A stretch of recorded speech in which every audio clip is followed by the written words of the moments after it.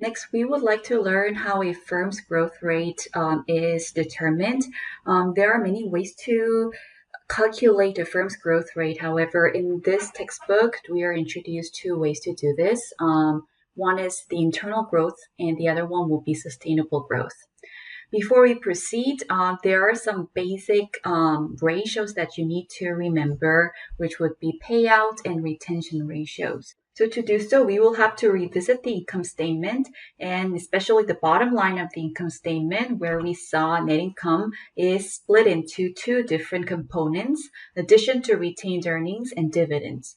So you can see that net income has just two factors here. So it's either addition to retained earnings or the dividend. So if you could figure out like one, the other is automatically computed as well. And just keeping that in mind, let's focus on the new terms here. So the first term that we will see is the retention ratio or plowback ratio. This is trying to measure the proportion of addition to retained earnings out of net income. So algebraically, it's addition to retained earnings divided by net income. That is also just denoted with this alphabet B. And then if we figure this out, then the other one would be just automatically calculated, which is dividend payout ratio. Dividend payout ratio is cash dividends out of net income. So the proportion of cash dividends would be this. And given that addition to retained earnings was denoted with B, this one, this dark blue, will have to be the remainder, meaning that the sum of these two ratios will always have to add up to 1. So automatically, if you wanted to just figure out dividend payout ratio, then you will just have to subtract B from 1. So 1 is B, and the other one is 1 minus B. Meaning that if you could just figure out 1, for example, if it were 30%, then the other one, dividend payout ratio, would be 1 minus 30%, which is 70%.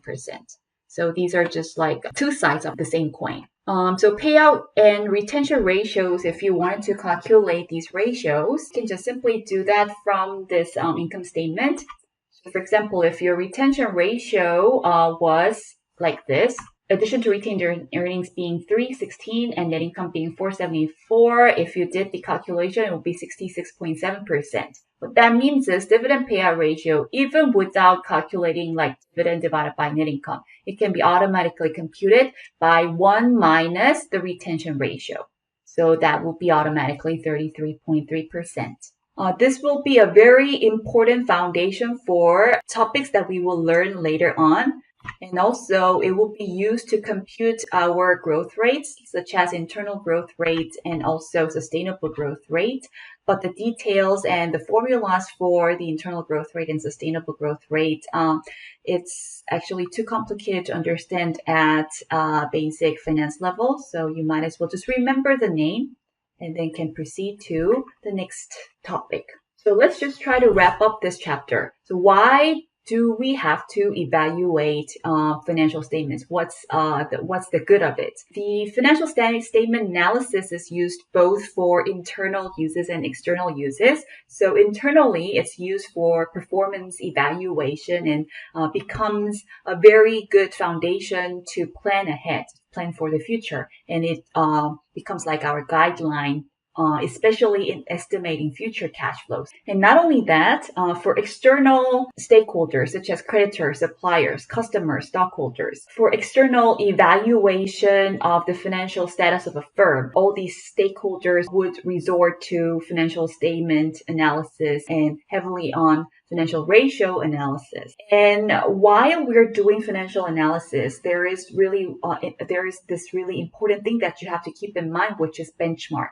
What we mean by benchmark is the comparison standard. So our ratio as a standalone like number or just figure, it doesn't really mean anything. It will have to be used for a comparative analysis, and it will have to be compared to something. That means you need a standard or a benchmark.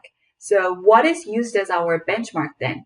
So remember how, ratio analysis can be done both in a time trend way and also among peer groups.